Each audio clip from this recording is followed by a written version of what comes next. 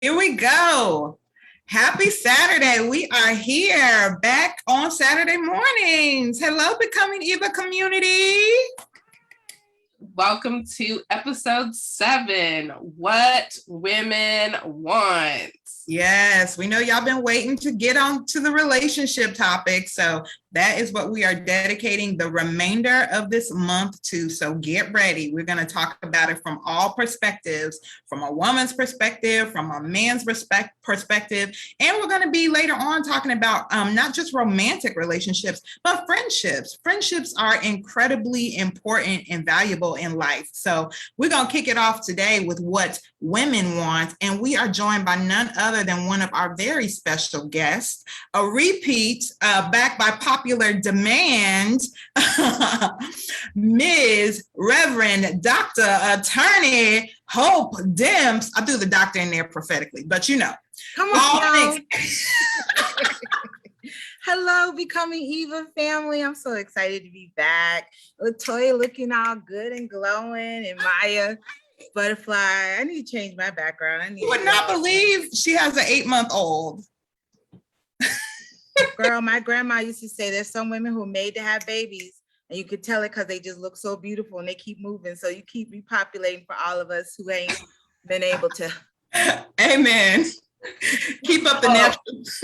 I'm going to stop populating the earth. I'm done. 4 is a lot. Oh, Lord. Nah. God bless you, Toya. It does. It takes a very special woman. But I tell you this all the time, you do it extremely gracefully, like very gracefully. So keep up the magnificent work. We got your back, girl. Thank you. Come holler at me when you're ready to come watch these 4 kids. How about you say that sounds like a babysitting promise? I have your back in the spirit, Latoya. No, in the spirit. I mean, girl, ain't nobody got you as far back as I do. Way back. Toya ain't got no shame either. She be like, you just let me know. We ready when you are. I don't. Whatever time you got, whatever day, however far in advance we need to plan. Let's do it. We got you, girl. All right. So, Hope, you can tell us a little bit about yourself. I know you do so many different things. And so I want you to just share a little bit of who you are and what you're focusing on these days. Well, my name is Hope, and Hope Demps. I live now in the Big Bend area of Florida, which is like the top upper half. It's culturally much more like South Georgia than Atlanta. But I lived in Atlanta for about 26 years. I practice law. My focus right now in law is victim advocacy. I still do some criminal defense and entertainment law. I am a care manager. I'm starting to say care manager because my parents are so blessed to have recovering health, but to my parents in Florida, which is why I relocated 4 years ago. I am also teaching at Emory Law School through the opportunities of internet. And I really appreciate that during this pandemic, I got an opportunity because that would not have served well being that I don't live in Atlanta anymore. I also work a lot with youth and young adults as I help found a Boys and Girls Club locally that's being ran from a community development center, which my parents started 14 years ago. And now I am the president of. And what am I working on? I have a show on Facebook Live and also YouTube called Hope More. That's lowercase HOPE, uppercase MORE, where we believe that it only takes a little bit of hope to desire and get more out of life. And so we deal with issues of justice, family, and the like. And I'm just really excited to be here because there's so much going on in the world, and Becoming Eva is such a classy show to get on. So thank you guys for inviting me. Oh, and I'm also a class of 1996 graduate of Spelman College. Happy Spell House homecoming this weekend here in Atlanta. So even though there's no tailgating this year because of COVID, but that's where I met Maya, and it's the place where Black Girl Magic was born. So I think that's, pretty much rounds up who I am. Oh, I also like to deal in independent movie making as well. So shout out to the dress premiering tonight. Yes. We're gonna get to that. Yes, yes. And I see you trying to rep our school, which I appreciate. I want to make sure though you're not cut off at the top. So shift your camera a little bit so we can get the top of the head too. I know we was trying to get That's both. okay. I gave a shout out. You did. Okay, good stuff. All right, so before we dive into today's topic, we got a new segment called What's Trending. So there are two hot topics that we want everyone to weigh in on this morning, okay? First one is any basketball fans out there, you may or may not already know that our beloved, or if you're a fan of the Brooklyn Nets, but Kyrie Irving has been suspended from playing with the Brooklyn Nets due to not being vaccinated. And basically, the management has said, we respect you doing what's best for you. We need to do what's best for us. So until you are vaccinated, you will not be able to play with the team. And so I wanted to kind of get your thoughts on this, because honestly, there's been a lot of talk about companies in general going this route of requiring their employees to get vaccinated in order to continue working, especially if they're still coming into the office, if they're working in close proximity with one another. So just want to get you all's thoughts on companies giving ultimatums, if you will, or requiring their employees to get vaccinated. So tell us your thoughts. I know I see your face up because we were going back and forth during one of our other episodes. Okay, but carry on. Who wants to weigh in first? I can go first. I definitely think everyone is tired of this pandemic and we're ready to get back to some type of like normalness.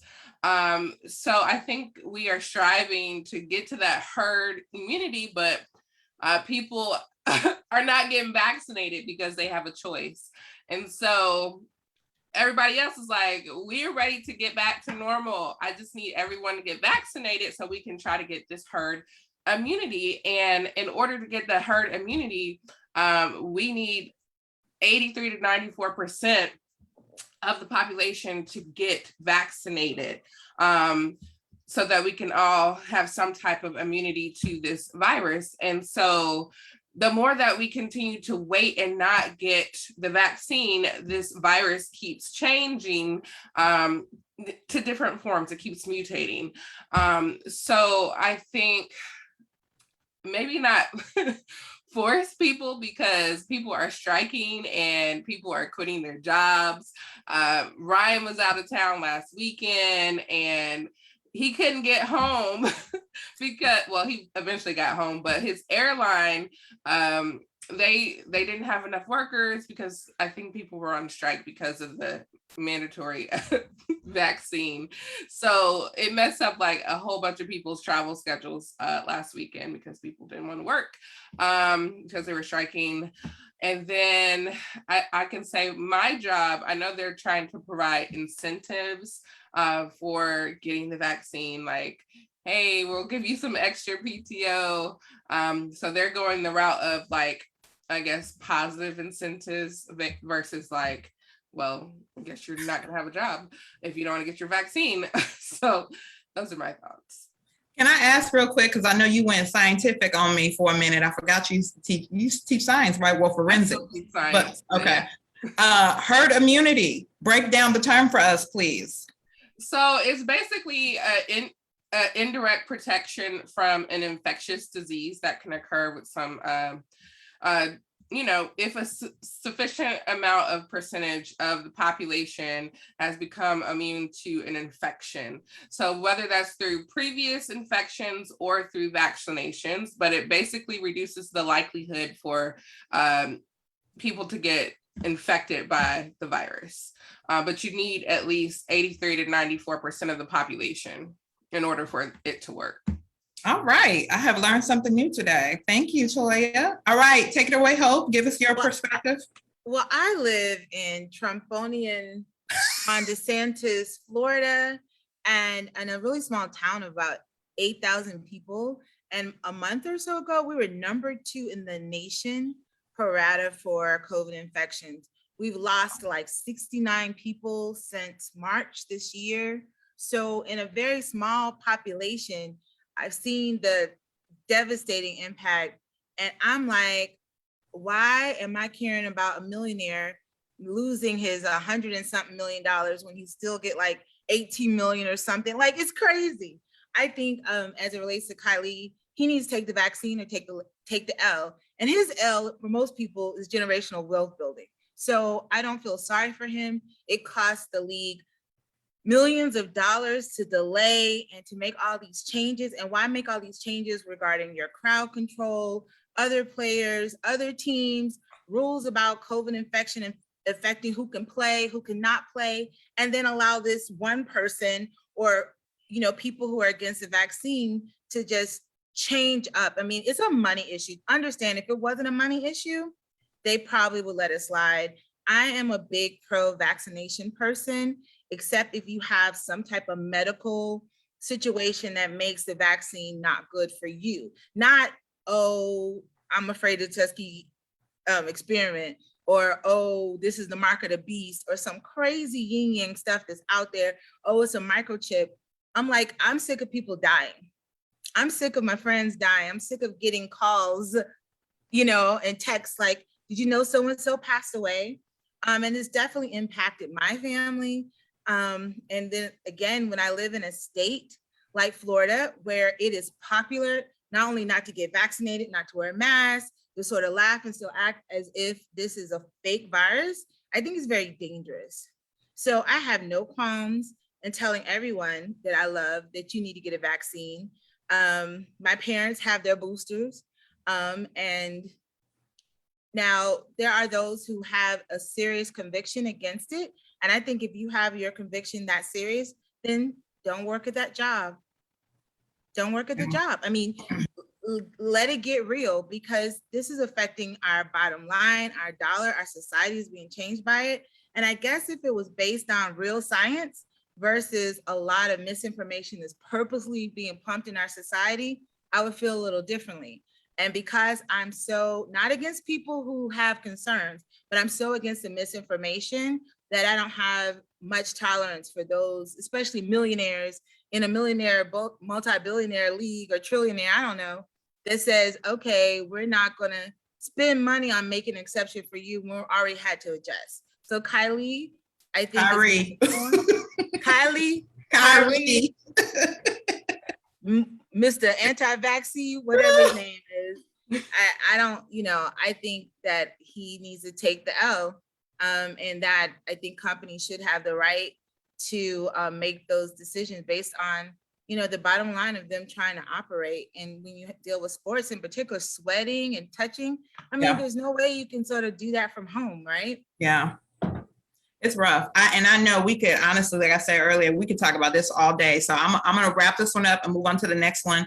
I will say, and probably out of all three of you, I think I was the last one to get my vaccine because I was probably the most skeptical. But it just took me a minute to really do my research, to really understand more about it, to talk to medical professionals about it. And even being at high risk, I was still like, I don't want to put anything else in my body, especially if I don't know much about it. But it took me a minute. So, but I will say this, even now that I am vaccinated, I still move like I'm not vaccinated. Why? Because people that are vaccinated can still transmit this virus. And you know what I mean? And then also, and this is just fresh because literally, I don't know why, sometimes I have crazy dreams, but I literally had a dream last night where I was holding a baby without a mask and I was afraid I was going to get COVID. Like, these kids is a whole nother thing where it's like, okay, we need to be just as mindful with them, how we care for them and what we expose them to as well. So, because there's not a solution for them yet. Hopefully there will be one for 11 to 5 soon, but 5 and under, there's not. So we still need to move just as cautiously, you know, around our children for their sake as well as ours. So all that to say, be mindful, because although the vaccine is important, an important step, I think, in moving in the direction toward getting rid of or more effectively managing COVID, it's still not the end all be all. It's still not the 100% solution. And we need to be careful because regardless of what people define as normal, it's not going to look like it looked before March of 2020. So that's all I'm going to say on that. We'll come back to it if we need to, but let's move on to the second what's trending topic. Okay. For those of you that may or may not be a fan, Lizzo has done it again. You know, she is known, of course, for making headlines with body positivity, you know, which I am here for. I'm here for body positivity. But at the same time, the question always is she doing too much? Is she doing too much? Is that appropriate for plus size women, or what do you deem to be appropriate for plus size women? So most recently, she was seen in a very sheer slimming dress at Cardi B's party, and she was showing all the goods, or in the words of Toya, what was she saying? She was showing her whole self, her whole body, and her whole tail. That's what I said. Her whole. It was a Jasmine Sullivan, but whole WHOLE tail. So all that to say, the question is, do you think she's doing too much? Do you think there are different standards or guidelines, if you will, when it comes to women that are plus size? Like, what are your thoughts? Can I go first on this one? Yeah, go ahead. Because I love Lizzo. Like, if I had to create like, and I'm not sure I'm using this right, but if I had to create a spirit animal, it would be like trifecta. It would be Sarah Jakes, Michelle Obama, and Lizzo. I just think the combination of the chocolatey goodness, you know, just out there and just being beautiful. But Lizzo got this wrong. She got this really wrong. And if she was a size 4, and she had droopy breasts and nude underwear that was crooked, I would still be like, oh girl, you got it wrong. She should not have worn that outfit. And most of the time when I see that sort of sheer naked outfit on everybody, I'm like, why are you doing that? But if you got your little tape up and the breasts are perky and I could say something looks nice, but she didn't look nice. She didn't look provocative. She looked sloppy, and she makes too much money. She's too talented to do that. And I just wish she would get another pony.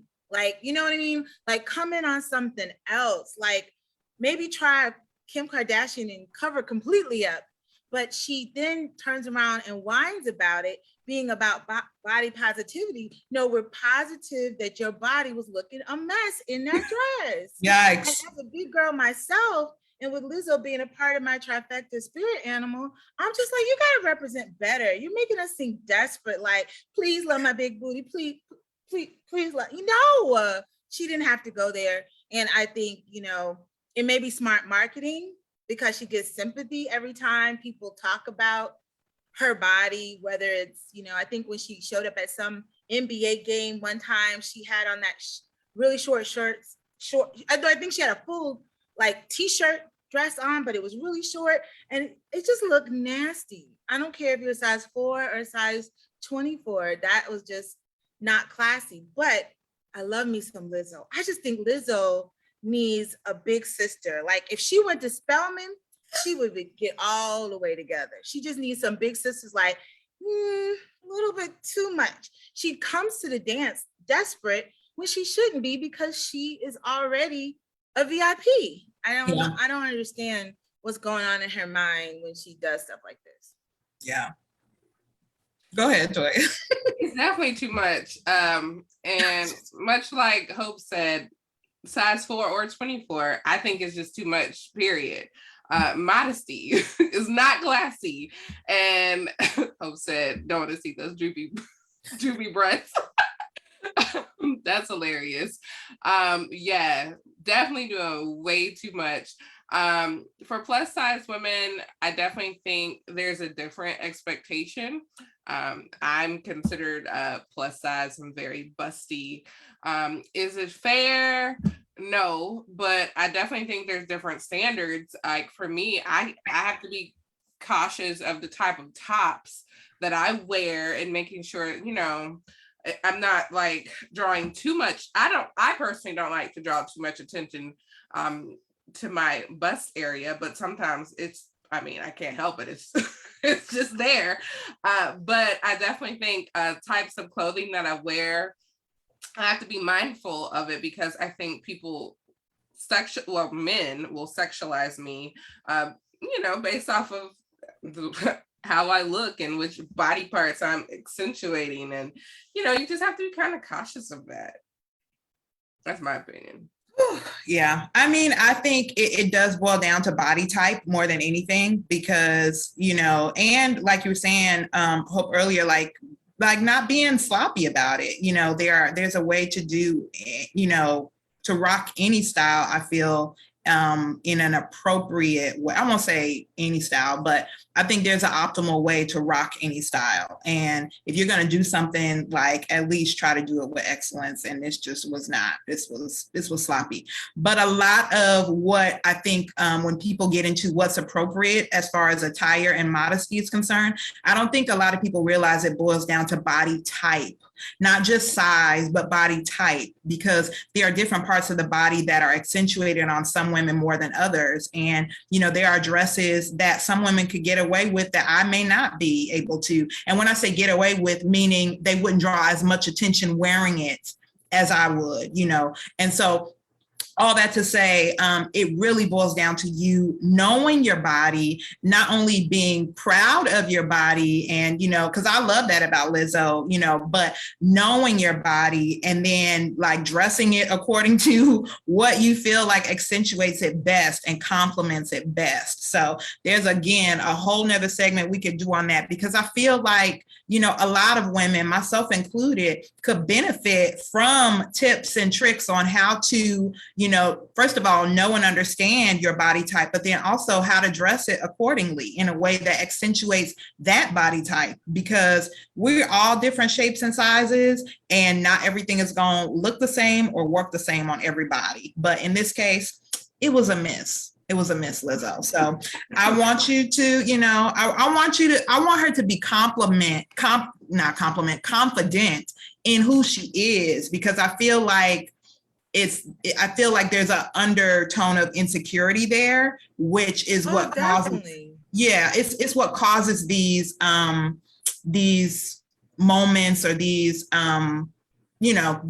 moments to kind of fall flat, if you will, because she is coming from a place of insecurity rather than a place of confidence. So all that to say, that is what's trending for today. Gosh, 2 topics. We love you, Lizzo. I want free tickets to your concert. I'm not going to pay for it. You are welcome to talk to us on Becoming Eva as well. If you want to set the record straight, come on. Yes, Lizzo. Oh, y'all got to bring me back on to help. I don't know.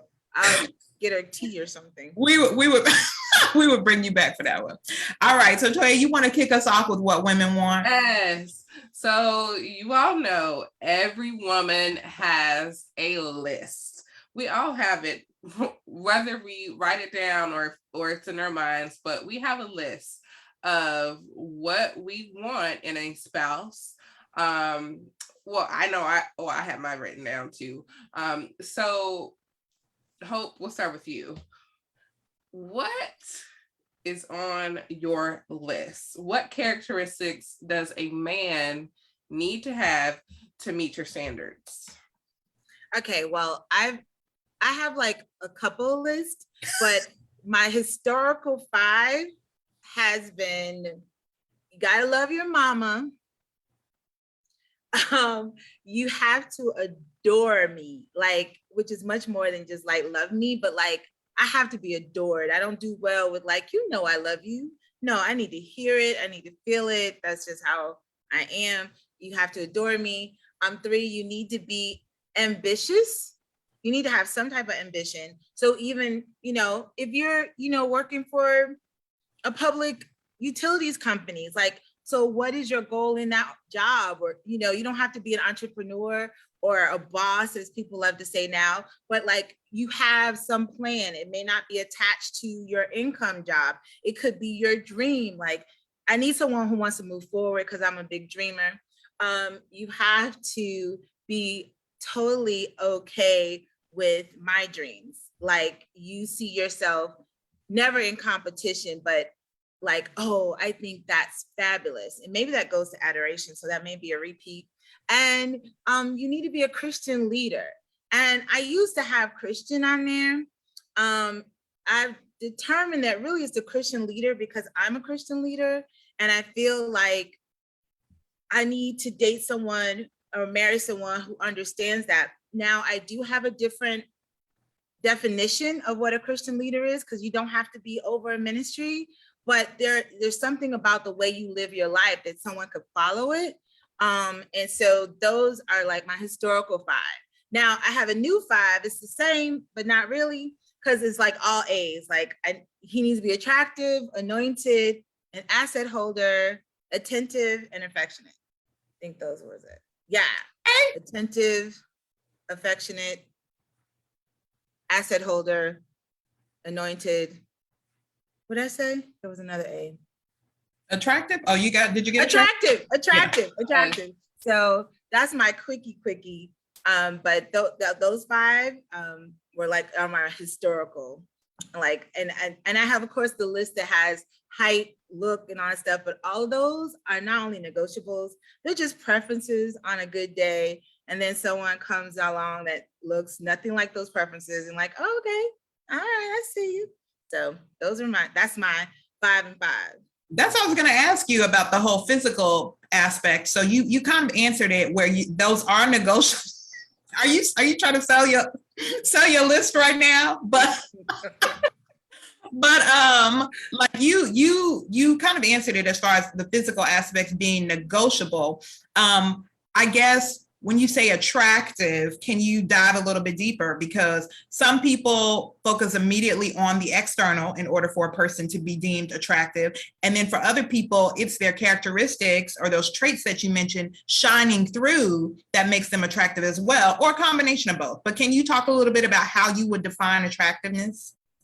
I would say a combination of both, because of course, I recognize someone, particularly if they're like, quote unquote, commercially beautiful, like, nice skin, great teeth, tall, nice hair, body and muscles. I'm not stupid. I'm not like, oh my God, it doesn't matter what's his personality. But men don't strike me until I hear them in conversation, till I see what they're about. So it's like a combination of their personality along with their looks. And on the other hand, there's some people with great personalities who looks would typically not turn my head, but their personality starts making them look more attractive. Now, there are things that I used to say is non-negotiable, but that list starts changing a little bit. Like, I prefer someone 6'4" and up. Now, wow, I will date someone 5'8", and I'm almost 5'9". So that is negotiable, but I prefer it. I prefer someone tall and dark with a goatee, like my father. And my, current relationship is with someone who's light skinned, so so I have all these types of things I prefer. I like good teeth. I don't think I've ever seen someone who's ugly that has good teeth. Like good teeth, like sores, you know what I mean? But everybody didn't go to the dentist. So like I say, they're preferences, but they really make me smile. A good smelling man is someone who could smile, and someone who can light up a room and everyone's like, oh, he made me feel so good. Those are the men who leave a lasting impression. You're like, okay, what's his relationship issue? Because he looked like he would be a really, really great person to partner with. And so I do think it's both for me. And I do think if the least physically attractive you are, the more your personality needs to stand out. But there are certain people that I'm just not attracted to. Like, I'm not really attracted to very pretty boys. Like, it's not like they don't do anything for me. I almost feel like I'll be the guy in the relationship. I don't need you to be more manicured than me. I'm not that chick. So that is not a turn on. It's like, oh, I can admire you, but I need a little bit of roughness on the hands, a little bit, where by you, I seem like the woman, you know what I mean? Or the feminine part of the couple. But attractiveness does, matter a lot. And I also say hygiene. If you stink, no matter how good you look, I can't do it. What if they have a messy house or their apartment or they whatever is like? Oh, that's fine, because that just shows that they need a wife. Amen. Wife. I'm like, now, I've never seen a messy house that I couldn't see myself. Okay, we can clean it up a little bit. But I think it is okay for a woman to be like, you need to clean this up next time you invite me over here, because some people just have different standards. So I don't think I would harshly judge someone, but I would let them know, especially if it's someone I'm like, oh, I can really feel you. Like, you need to get this together.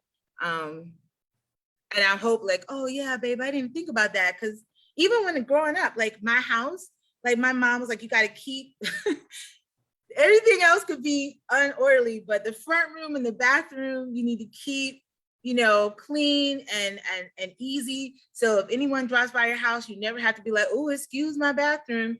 But I know that there's certain friends, they invite me over to their house growing up, or even now, it don't matter what their house look like. And I'm going, oh my God, like I would never invite somebody over if my house was looking like this. So for a man in particular, it's probably wrong to say, but I think men probably think differently if it was a woman's messy house. I'm just like, they need a woman. They need a wife. Amen. You need a wife. Amen. All right. There's the single woman on the panel. But No, it's good. It's good. It's good. I was gonna say, Toya, do you want to talk any more about lists? I feel like we did flush that out. Like, or do you want to share? Well, for me, I think my list kind of shifted when I was younger and a little bit more immature. I think I focused a little bit too much on like the shallow, superficial things. But as I matured and I started having more dating experiences, my list definitely evolved. I focused more on like the personality, like you being a God-fearing Christian man, hard worker, go-getter personality, family man, were you educated, are you romantic? I did still like, an attractive man, but I was not like laser focused on, the outward appearance. I know Hope was saying like, she's attracted to maybe like once they start talking and she's engaging with them and just getting more learning about their mindset. And I was just thinking back to when I first met Ryan. I was listening to his conversation he was having with someone else, and he was talking about like his aspirations and goals and different things like that. And that was one of the first things that attracted me to him versus like his outward appearance. He is an attractive man, but that was not like the first thing that I noticed. So yeah, that's how my list has changed. I love it. I'm laughing because I can't remember what episode this was. Y'all can research it. It was during season 1 though, when we had our spouses on, and I think Ryan said you were ear hustling. So yeah, you was being nosy. You was being nosy. I sure was. I'm not even gonna lie. I was ear hustling. Yes, but it's all good. It's all good. That's a good man right there. You single? Amen. Girl, ear hustling worked out for you. So hey.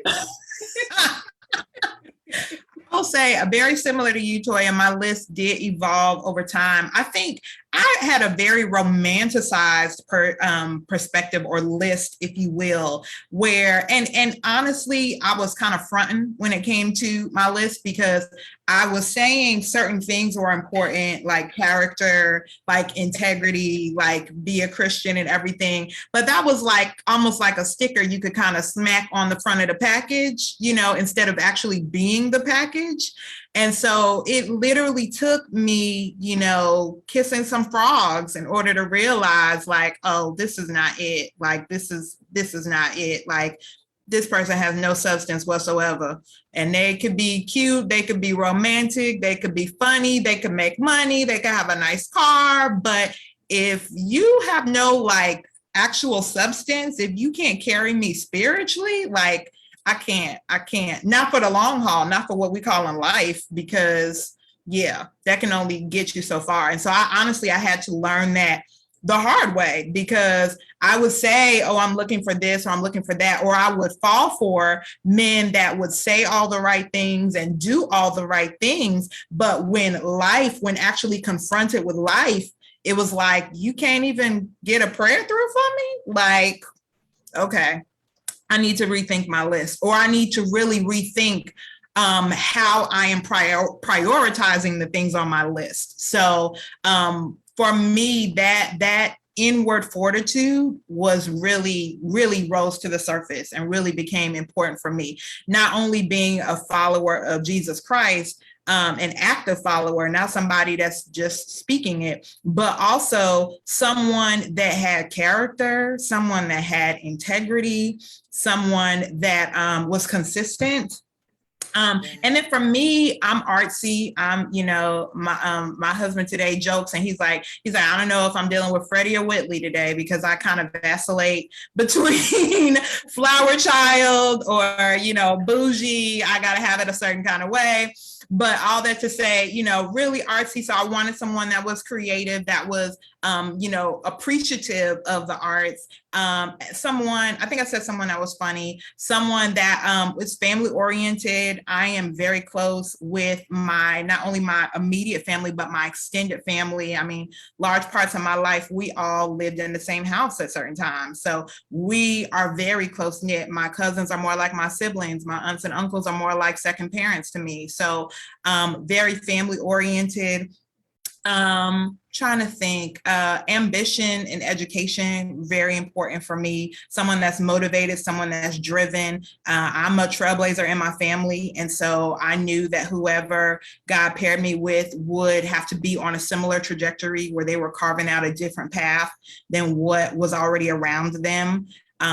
So yeah, I mean, I really went through a season where it was like, okay, are you believing your own hype? Are you believing your own press? Or do you need to change up what you're putting out there, because what you're getting back is not measuring up.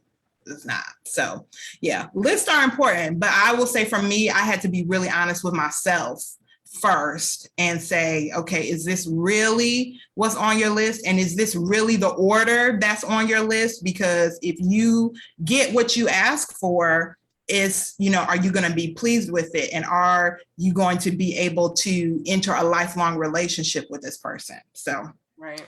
Yeah. You know what you just said is so compelling, because, even as I was looking at some of the questions for today's show, I was like, oh, because, I say I had this historic 5, and then most recently last year, I created my 5 A's, and asset owner and attractiveness were added. Like the other things to me sort of could combine. And I was like, I need that too. Like that's important, especially a woman of a particular age.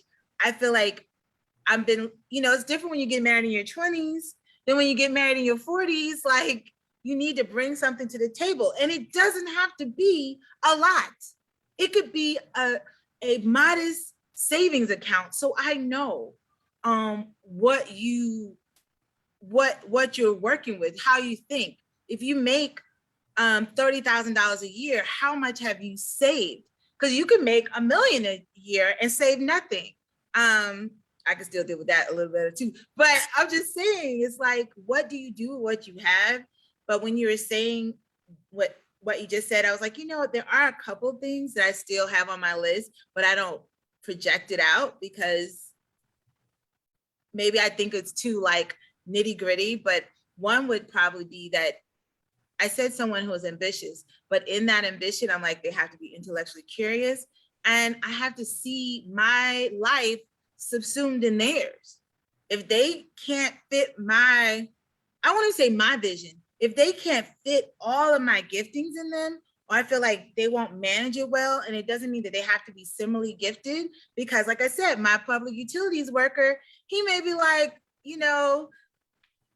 totally fine with bringing in all my gifts, but can he manage me? Can he handle me? Can he handle my giftings? Is probably more direct than, oh, he needs to support my dreams.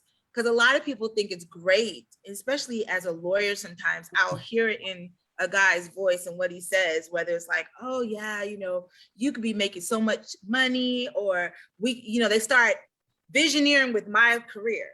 And it's okay, but sometimes I'm like, what you got going on with you that maybe I can, hitch my wagon to yours.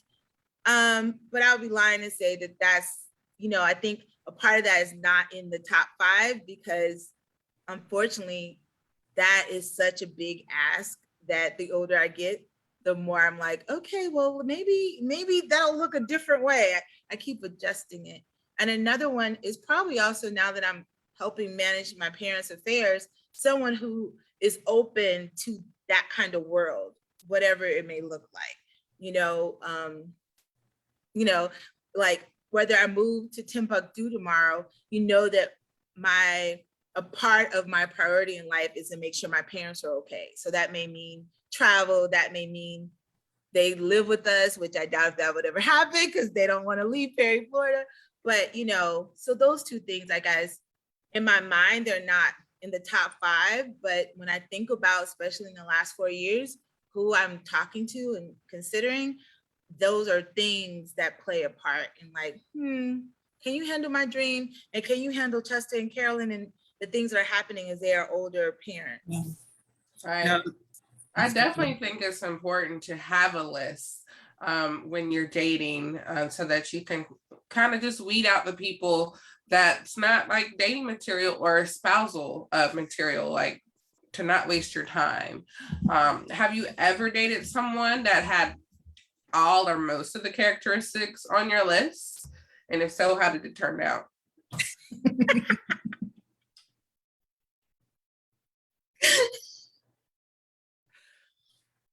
they shall remain nameless.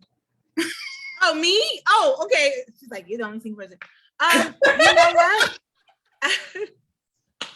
You know what? It's funny. Since last September, my college BFFs, Crystal Barrett and Monica Monique Yarborough, we started like praying 1 week a month since September last year. And it started with praying for my future spouse. And so it was during that prayer in September last year that I came up with the 5 A's. Like when she's like, what are we praying for? I was like, this, and this. Why do I say all that? Because I feel like since we prayed that, the people I've been entertaining do, for the most part, have all of those attributions from my first 5, and maybe not the new 5. Even though now that I think about it, everyone says they own some type of asset, like a joint house or some property their granddaddy left them or whatever. And how did it turn out? Okay, I'll use this because we're still friends, and we were friends before we dated. And he was like the first person, like literally when they asked about my 5 A's that weekend, he and I talked, or that Thursday, he and I talked for the first time for a long time. And then that weekend, or after that conversation, it lasted 7 hours. He's like, I really want you to pray about whether there's something between us, like there could be something between us. And I'm just going like, whoa, I just did the 5 A's. We've been friends for years. So at close to Easter, I just decided that, let's just focus on being friends. And I will say, when you were talking, Maya, I was hit that actually, I think a little bit of what hit us is that we both were so much alike, including being attached to older parents who are needing our focus. And he's in Maryland and I'm in Florida, that like we came to like an uncomfortable impasse in my mind. Like, how is this? And so instead of sort of like droning out, because again, we were friends first and we were holy unto God, and I didn't want to mess up our friendship by trying to make him my husband, if that makes sense. Like, you're not working out in my husband life, so I don't want to have anything to do with you, versus like, you know what, let's just keep praying. And, and he'll probably have a totally different version of why we broke up. And sometimes he acts like we haven't broken up, we're just on pause. I don't know what that's about. But when I do go by my list and don't falter, I can say that those men end up being friends. When I falter, that normally can't happen. Because also this past year, I dated someone who had all those things except he wasn't a Christian. I know, please don't burn me. And he's an oldie but goodie. He comes up every 5-6 years, and God is just crucifying. Like literally every time I start being interested in him, the Lord moves oldie but goodie. Moves him. He gets sick, he has to move. And he has all those things, but the most important thing, again, if I vary from that list, I'm usually disappointed. And I'm not saying that we can't be friends, but I'm usually disappointed. And the young man I dated earlier who had all that, and we were like, let's just be friends again, and see what the Lord has to say. I think it was such an encouragement. I don't know if you both are happily married, but have you ever been in a relationship that didn't turn into marriage that really encouraged you? And it had been a long time since I've been in a relationship that did not work out, that I felt encouraged, like, oh, there's still holy men of God out there who have assets and who are ambitious and who will still be attracted to me and still believe God for a baby in this 47-year-old womb. So he inspired me regarding weight loss. He inspired me regarding having faith about a baby. And so I don't feel like I wasted my time. That's good. So I think going by the list helps me at least get a sense that there's still good men out there, because the older you get, the less you see sometimes, or often, especially depending on where you are. You're like, wait a minute, all the good guys are married. But it's when I stray from that list and then I'm disappointed that I'm mad at myself. Like, why?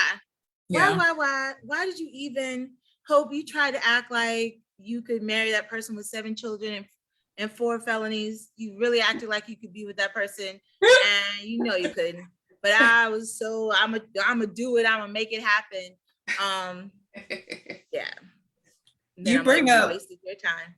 You bring up so many good points. Like, I just want to talk about a couple of the friendship piece. First of all, it definitely reminded me of when I was dating my husband, because that was one of my biggest fears. We had been friends for so long. I was like, oh God, if this does not work out, like there's going to be a lot of collateral damage. Like, because I was not only thinking about our friendship, but the fact that we have so many mutual friends. So it was like, I was already like, oh my God, people are going to be trying to take sides. People are going to be like, well, can I talk to her again? Can I still be friends with her? Can I still be friends with him? Like, I was just like, oh my gosh, like there was a lot of angst regarding that, which is why we dated covertly for a good 3 to 6 months. Like it was not a lot of people apart from our close friends that knew we were dating until well after we had decided we were going to be exclusive, just because we were like, there's a lot at stake here. So, I mean, I think friendship, that definitely can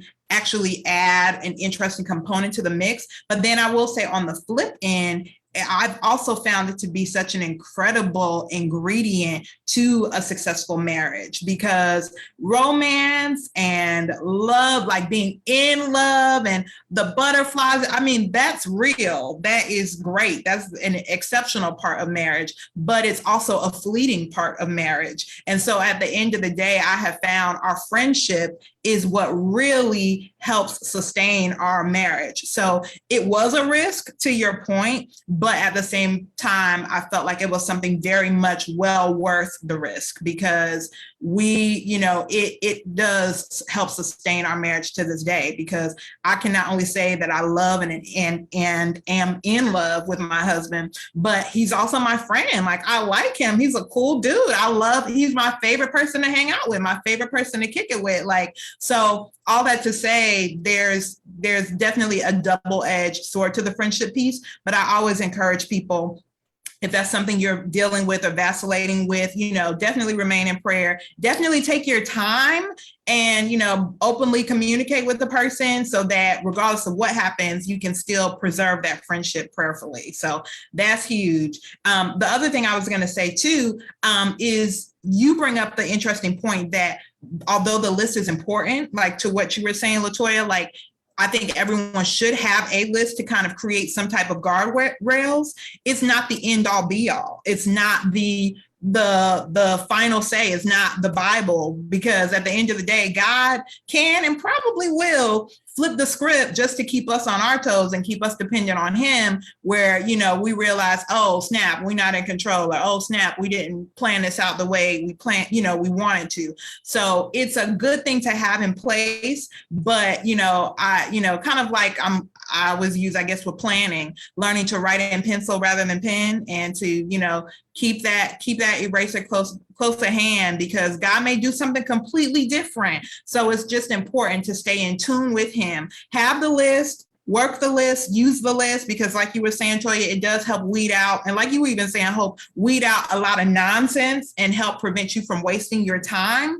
But at the same time, it's not a replacement for trusting and depending and leaning on God, and, trying to figure out what he wants to do with you and how he wants to do it in your life. So, yes. And truthfully to me, and I'm not married, so you guys can tell me about the list and how if you're free, how your husband's, matched up to that. But if I'm totally honest with myself, the more I veer, I won't even say veer, because sometimes you have things come at you and you're like, oh, I never considered that. Like one time I was, just talking to a guy who was on dialysis. I never thought about what kind of sacrifice that probably would be for someone in a relationship. But the more I make excuses for, or try to cram someone into one of those slots that really don't make it, the more I know that I'm like settling, if that makes sense. The more I'm like, is it because he said he got saved at 13, you gonna make him this? wow. And that's when I'm like, gosh, even, the person I redated this summer, who's an attorney and just in so many ways fabulous, but I still want the man who can pray me through. And it's like, how can I do life? How can I do life with someone who can't pray me out of a paper bag? I'm just gonna be miserable. But I would enjoy the other parts of that person. And it's like, even though it feels like missing out on the prize, I'm like, Hope, you'll be settling for someone who cannot join in agreement with you spiritually. Like, how is that gonna work? How is it gonna work? Well, at least I won't be by myself. Well, how is that gonna work? Wow, preach. Oh, well, Toya, I was going to say, we didn't talk about, do you want to talk real quick about how our husbands measure up to our list or don't, or whatever? Yeah. You know what I mean? How they compare to our list? I'll say mine was like completely different story. Really? As far as like the friendship piece, because when I met my husband, everything happened extremely fast. We met, we dated, we got engaged and married, all within a time span of 11 months. So I did not know him prior to us meeting. And so you did not come to play. Yeah, When did that come to play? I dated him for 4 years, my previous relationship. And so I was just like, man, I don't want to have to date someone and get to know them for another 4 years. But because I was waiting to have sex and stuff like that until marriage. And I was just like, I'm tired of waiting. And so God had made it possible for us to meet, date, and all that stuff like extremely fast, and we connected really easily. Everything was extremely comfortable, and our friendship developed very quickly. Ryan is a talker, he's a social butterfly, so we got to know each other extremely fast, and we were incredibly comfortable, and it was like a match made in heaven to us. And so on the outside looking in, people were like, whoa, you're getting married? Wait, you've only known him for like 4 months. I know Maya was one of those people like, There was. girl. She knew Ryan before me. So she was, I know Maya was like, who is this girl coming up in here? Facts. Yes. You gotta watch out for your brothers though, you know. Yes. Watch out. Ryan had everything on my list. As far as like all the major stuff that really mattered, being a Christian, God-fearing man, go-getter, family man. He was very romantic, all kinds of like wonderful attributes that he still has to this day. You know, it's a bit of a challenge in some aspects of like the amount of romantic time that we get because we have 4 kids now. But he has all the major things that God knew that I needed in my life. Amen. That's awesome. That is awesome. Chris, for me, was very, when it comes to my list, was very unassuming, if that makes sense. Like, because we were already friends, I had already put him in the friend zone, and he was going to stay there as long as, you know, at least until he was like, no, I don't want to be your friend. I want to be your man. So, and I literally kept him there until that was actively professed, like even to the point of when he first asked me out, I was like, yeah, so you want to hang out? You want to, you know, he's like, no, I want to take you on a date. I'm like, oh, so you want to kick it? No, I want to take you on a date. I was like, he's like, I'm trying to get out of the friend zone. Yes. But I did. I made him work for it, even to the point where I knew there was interest before he asked me out. But I was like, I'm not asking him out. I'm not opening that can of worms. I'm not. Number one, I did not want to be the one to make the first move. I really felt it was important for whoever I was in a relationship with to take the lead, because I knew once you take the lead, you're going to maintain the lead. You're going to keep the momentum of the relationship going. And I did not want that on me. I know my tendency as a strong, independent Black woman. And I was like, I'm not falling into that trap where I'm running a relationship too, especially if I'm trying to be a submissive Christian woman. So I was like, let me fall back and, you know, let him do his thing. So I was very intentional about all of that. But as far as my list is concerned, I did not realize until we actively were on the relationship of dating that he checked off every box until we were in the relationship, because literally I had my friend zone blinders on and I was like, you just gonna stay there. Like, you are going to stay there. But and again, going back to the things that I said were important or weren't important. For us, a big challenge, a big hurdle that we had was the whole financial piece. When Chris and I first started dating, he was unemployed. He was unemployed for a good 2 years while we were dating, and almost led to our breakup. Like, we took a break because I was like, okay, God, am I missing you? Can I tell you, I was so proud of you in that moment. As your big Spelman sister, I was like, yes, Mai, yes. I just was like, I need a break. I was so proud of her. But he rose to the occasion. Yes, he was like, I'm not gonna let you go. And, you know, literally in about 2 weeks, literally we broke up, and 3 weeks later, he called me. He was like, I got a job, I got a number,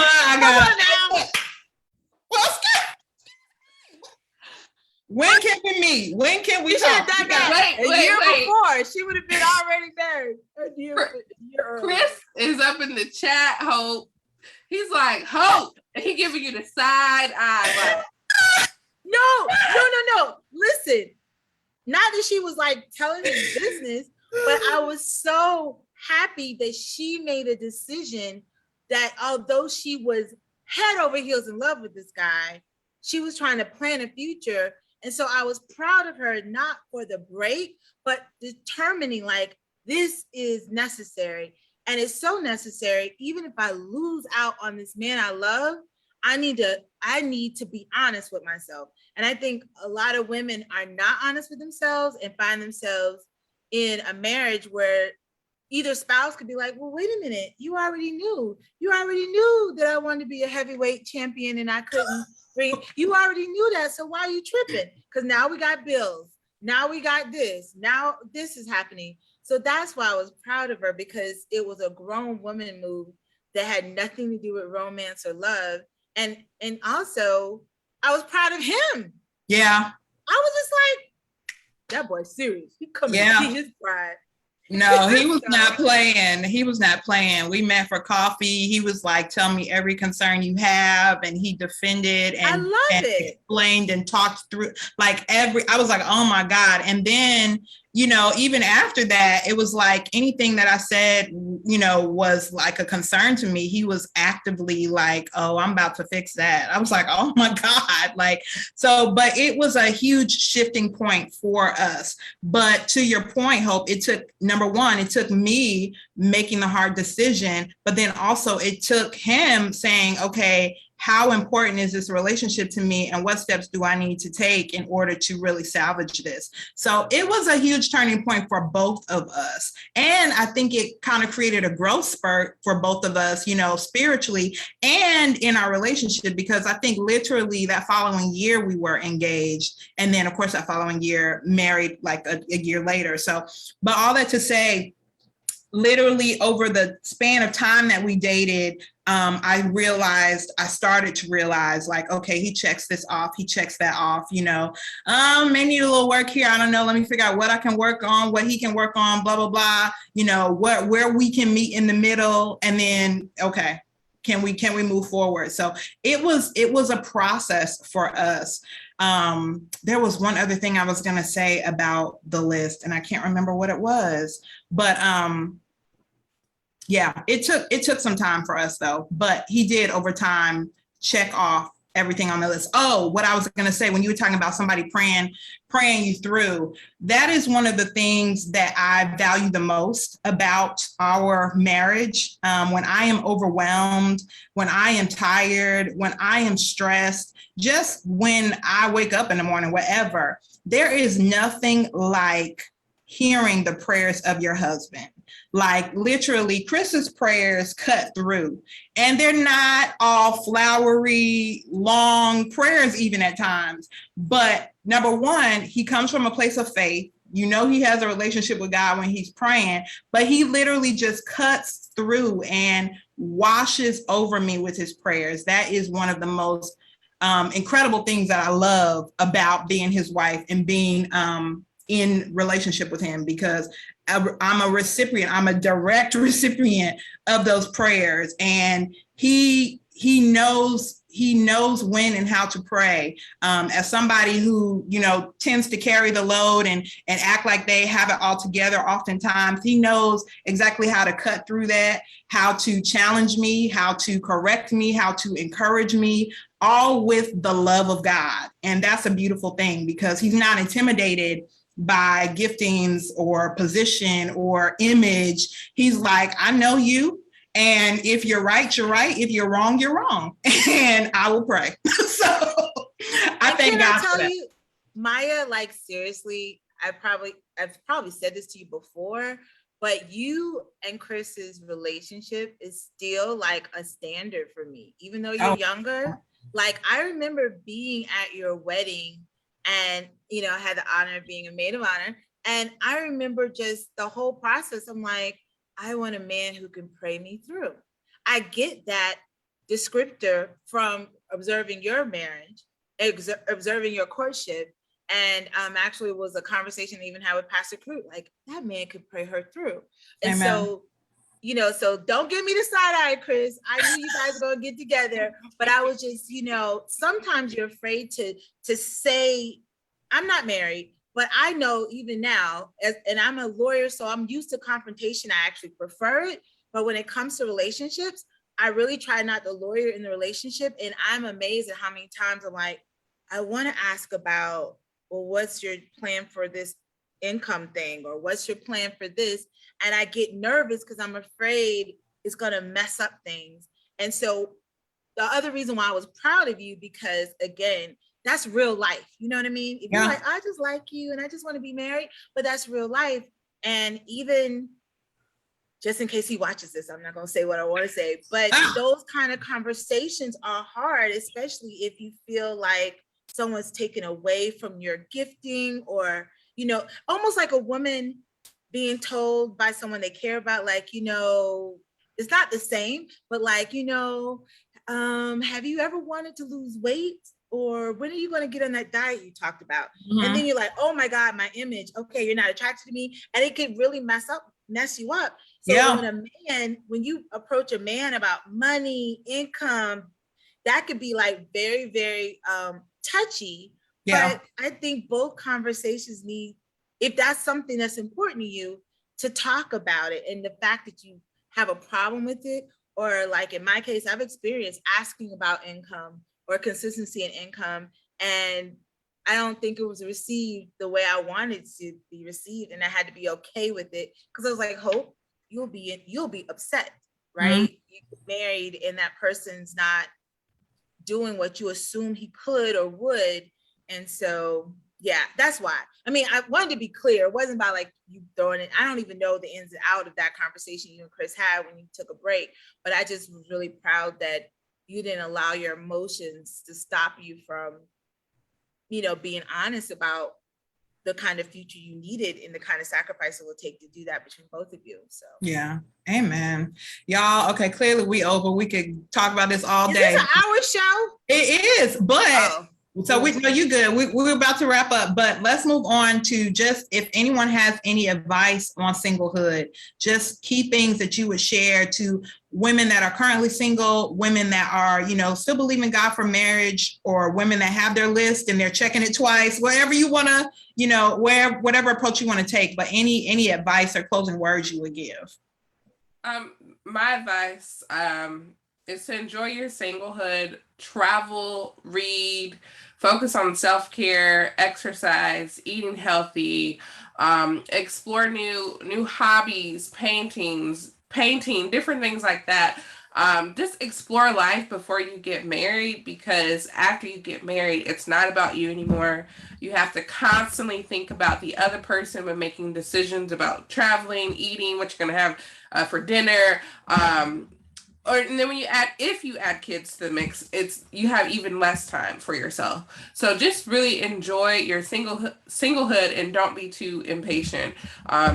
You know, wanting to get married. I just remember feeling anxious and like, I'm ready to get married. I'm tired of waiting. And I know it's harder for some people. I hope you're older, you know, than me. But I know I was very impatient for marriage. That's great wisdom, though, for real. Because I don't think people realize singlehood is a gift. It really is. And I mean, I'm grateful. I feel like I maxed out my singlehood, like as far as like, you know, because traveling, you know, doing all kinds. I mean, like I did any and everything that I wanted to. There wasn't anything that I felt like I was waiting to get married to do, if that makes sense. So I would definitely say live life to the fullest, enjoy it, because to your point, when you get married, it is a shift. I was actually just talking with someone the other day about, because I had the ugly cry when I was coming down the aisle, and somebody was laughing. I remember that. They were like, this is the happiest day of your life. I was like, you're right. It is. But at the same time, in my mind, I knew this is the end of an era. Like, you are joining up with someone else and you're becoming one, you know, and so you belong to them. They belong to you. It's not just you anymore. And so like literally there is a cleaving process that happens when you get married, and things shift. And so not that you won't have a life anymore, you can't live it to the fullest. It just looks very different because you now have other people that you're taking into consideration, that you have to take into consideration. So do not discount your single years at all. Yes. Well, as a person who's still single, I would like to encourage my singles. I agree with everything. Ditto what these now married women are saying. Definitely, I got A's again. You know, get adventure in your life. And I know with COVID, it's been very, very hard in a lot of ways, but the world is opening up again. And I used to, particularly before I sort of relocated and became a care manager. It's like everything that you could do as a single, that's easier to do as a single, I wanted to do it, whether travel or just trying something new. I mean, trying a new career, you have no other person's telling you, well, that income is paying for the mortgage. Even if you have your own mortgage, just trying something new, get into adventure. I would say allies. You need allies. Everyone's not your ally. Is not maybe your mom even or your aunt, but get some friends who like encourage you in the Lord regarding your singleness. And also understand that marriage is not an answer. That's another A, but it's not an answer. Like singleness is a gift, marriage is a gift, but you want it with the right person at the right time, because two right people at the wrong time is still the wrong marriage. And I've done enough divorces to know as an attorney that all Christian people do not a great marriage make. I'd rather be single and dealing with some moments of loneliness to being stuck in a covenant that I have no escape from. So I would say, like, understand that marriage is not the answer, is not the answer, meaning that Jesus is the answer. Marriage is also a gift, and it's not necessarily a reward. A lot of people, I understand where they're coming from, but when they are dealing with single women, in particular in the Black community, they can sometimes make it feel like you haven't won the reward yet. And if you're an achiever like I am, it's like, wait, what haven't I not done? And it's like, marriage is for purpose. So apparently, whatever purposes I'm completing in my life right now, marriage has not been required. Do I believe God for marriage? Yes, I do. Do I look forward to it? Yes, I do. And that's why even the last year, for the first time, I dedicated a year of praying with friends about marriage. And I was afraid to do that probably in times past, maybe one good little prayer, but just to be accountable, like, yeah, this is what I'm seeing. You know, I'm 47. I want to still have a baby if I can, adopt or whatever. And so it's nothing wrong with that when you're now available. It's really, really okay. And also to my sisters who are not actively dating, it's okay. That's totally fine. But if you do use websites, please not just be careful, but hold people accountable, because talk is cheap. And one of the big things that I do, which is really interesting because few people have passed. Now that I live in Perry, Florida, where my father is, I'm like, come see me, which inevitably means come meet my dad.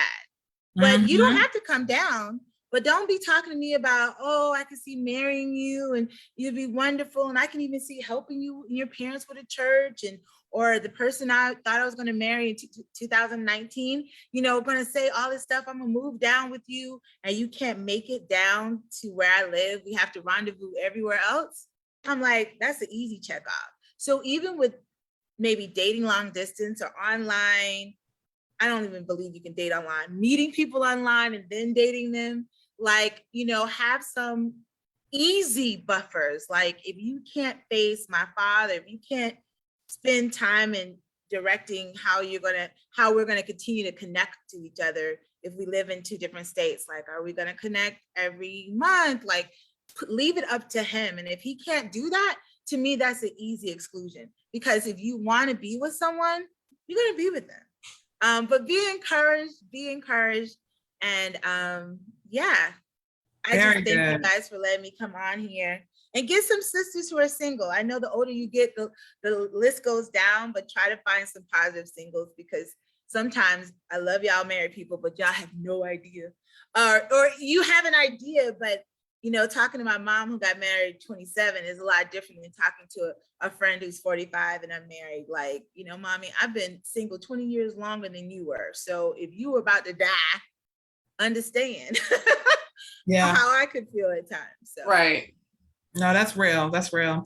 All right, ladies, let's get into top picks of the week. So this is a segment where we just want to share anything that you would recommend. If it's a book, if it's a podcast, if it's something you've been binge watching, if it's a movie you just saw, if it's an influencer that you're like, hey, check these people out, whatever. Any top picks that you all would recommend for this week? Well, definitely want to give a shout out to you and your short film premiere today, The Dress. I'm so excited to see it this afternoon. So that is my top pick for the week. Yay. Thank you. Thank you so much. Okay. My top pick for this week, and it's only because I am so wanting to petition and make sure this show is not canceled before it gets good. Our Kind of People on Fox I love Yaya. A lot of people are saying she can't act, but I love the premise of the story, really dealing with wealthy African Americans and the idea of the difference between new wealth and old wealth, and the difference between, you know, like basically being taught and having like generations of opportunities. Every Black lives has not been the same, you know, look the same. And we have had plenty of shows on where Black people are affluent or rich, but often it's like on like the Empire style, like you sold drugs and then you like had a record deal. But I just love the premise of like this wealthy family and this outsider who finds out she's related to the patriarch, and the beauty of Black women in this show, the hair, the clothes. So if you can't stand the dialogue and think y'all can't act, just turn the volume down and just look at it. It's so beautiful. Our kind of people. I think they come on Wednesdays? Tuesdays at 9:00? 9:00? I have been watching. I've been watching. Horse Chestnut is in it, girl. I'm hanging by a thread, but I'm hanging. I'm not totally sold on it, but I am hanging. Just think about all the trash television that's out there. I'll take this over Love and Hip Hop New York 5 times over. There you go. Okay, awesome. And I was going to actually chime in and give a shout out to Creative Air, the company that my husband and I have, which is responsible for the film premiere this afternoon, The Dress. So if you do not follow Creative Air Inc., please do. We could use your support. We are trying to blaze the trail as it relates to arts and entertainment. So two sides of the coin.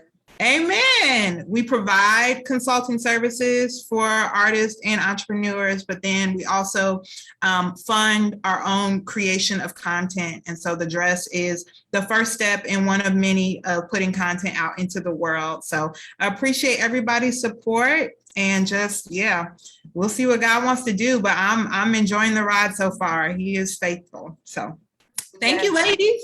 Y'all want to talk about next week? Oh, go ahead, Toya. Our BE challenge is, what self-care regimen advice can you give a single woman? And comment on this video at Becoming Even Today with topic suggestions.